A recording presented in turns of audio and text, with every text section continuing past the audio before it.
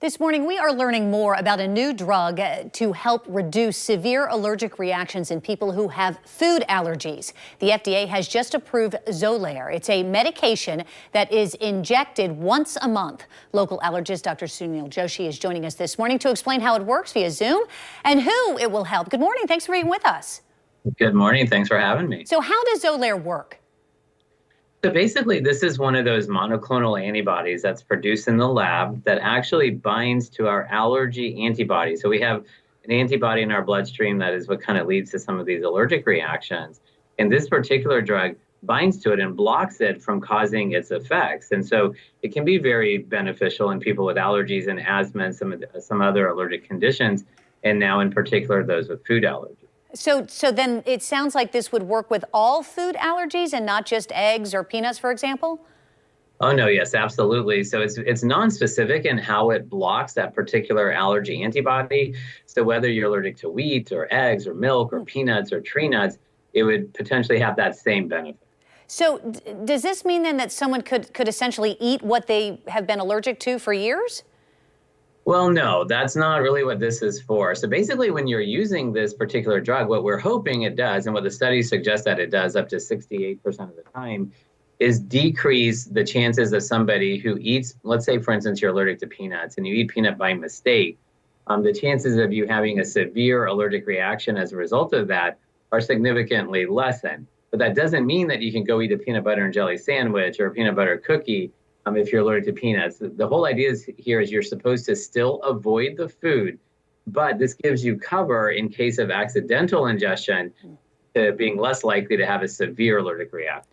So less likely to have a severe allergic reaction would suggest that perhaps this could replace, the use of having to carry an EpiPen with you?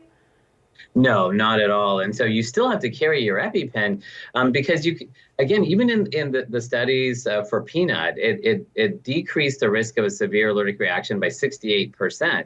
But that means there's still 32% chance that you may have an allergic reaction even while you're on this particular drug. And so, yes, you still do need to carry your injectable epinephrine during this time. So it's my understanding then that this would essentially, it's an injection that you would need to make once a month. So would this be available for use to anyone, young children? I mean, are there any age limitations?